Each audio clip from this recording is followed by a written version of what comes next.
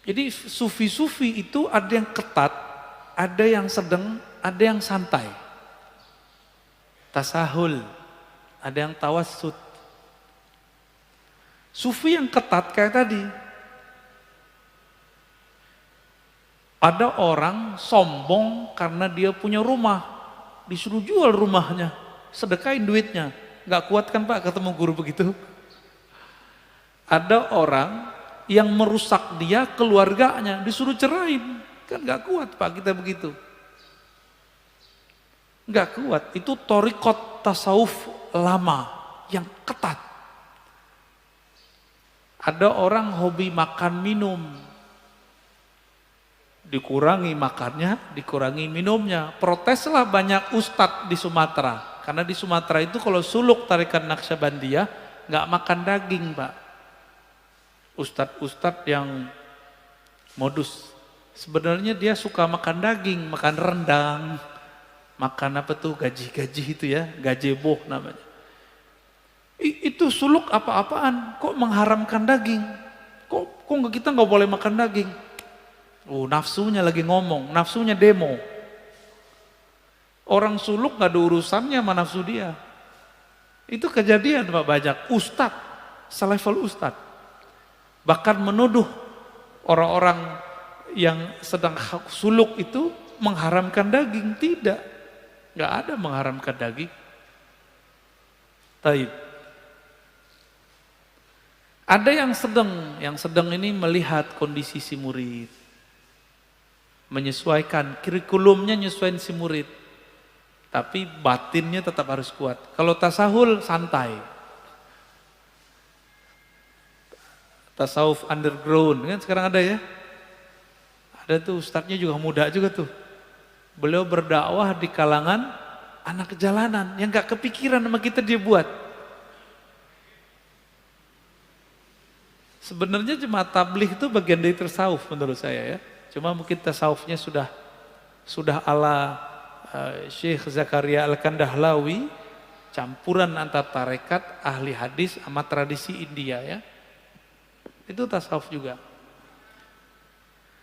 Lalu beliau kasih rumus Ibnu Ajibah, tasawuf itu awaluhu ilmun, awalnya ilmu, tengahnya amal, akhirnya mauhibah.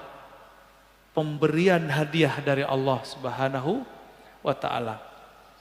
Jadi berilmu dulu, lalu beramal, baru dapat laduni dari Allah. Jangan langsung laduni. Ya. Tapi ilmu kan beragam. Ada ilmu tentang riyadhah, latihan, mujahadah. Ada ilmu yang lebih tinggi, ilmu ma'rifat. Ma'rifatullah. Ini ilmu juga. Nanti amalnya juga mirip-mirip, tapi hasilnya beda. Ilmu ma'rifat membuat seorang murid menjadi wali Allah. Sedangkan ilmu riyadah paling tinggi menjadi mursyid. Mursyid itu ada yang wali, ada yang tidak wali. Ya, mirip-mirip kayak psikolog, cuma agamis. Kalau mursyid itu mirip sama psikolog, bisa menerapi kolbu. Kalau wali belum tentu. Wali ini ada yang bersembunyi dengan penampilannya yang biasa-biasa aja. Dan saya sudah sering mengatakan walinya sufi itu soleh-soleh Pak, pakai serban, mungkin pakai kopiah, penampilannya soleh lah. Itu wali sufi. Ada wali namanya wali majzub, kayak Wan Sekhan. Jadi Wan Sekhan itu bukan sufi, jangan disebut beliau sufi, enggak, dia enggak sufi.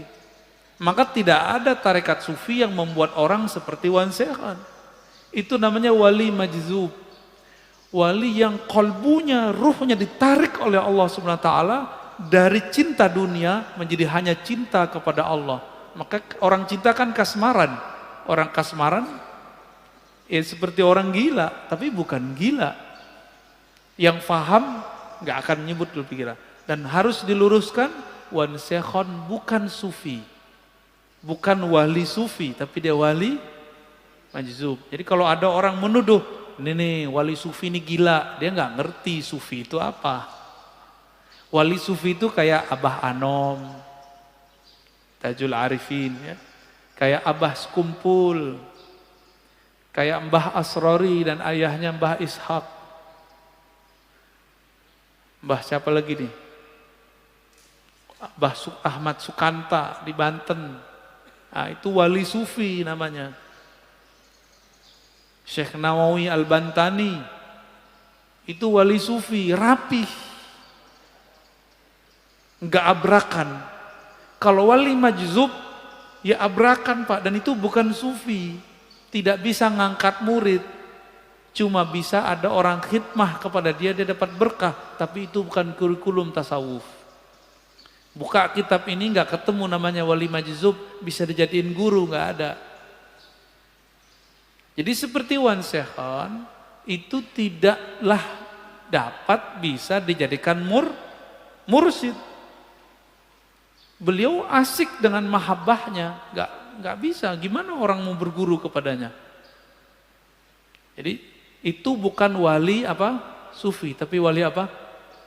Wali majzub.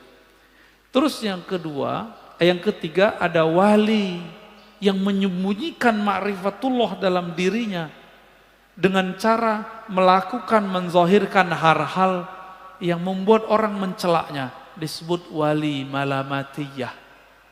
Ini tersebut dalam kitab Imam Ahlus Sunnah Al-Imam Suhrawardi, kitabnya Awariful Ma'arif, murid dari Syekh Abdul Qadir Al-Jilani yang disepakati ketasawufannya, kesufiannya.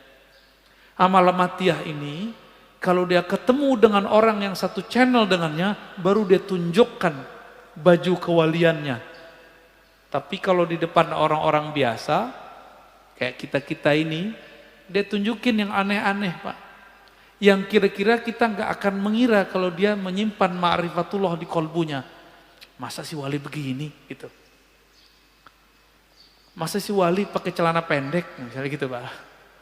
Itulah kalam Ibnu Athaillah Sakandari dalam kitab Ibnu Athaillah, subhana man satara sirral khususiyah bizuhuri al-basyariyah. Sungguh hebat Allah, Allah sembunyikan agen-agen ma'rifatnya dalam rupa sisi manusiawi. Kadang pedagang kelontong, mungkin dia seorang sopir angkot, sopir Grab, siapa tahu, wallahu alam. Bukan berpenampilan kayak kiai, kayak ustadz. Jadi kalau wali sufi mirip sama kiai. Kalau majzub, ya suka-suka dia abrakan. Wali malamatiyah seperti kisah Nabi Musa dan Nabi Khidir. Nabi Khidir menunjukkan maksiat Pak di depan Nabi Musa, benar nggak?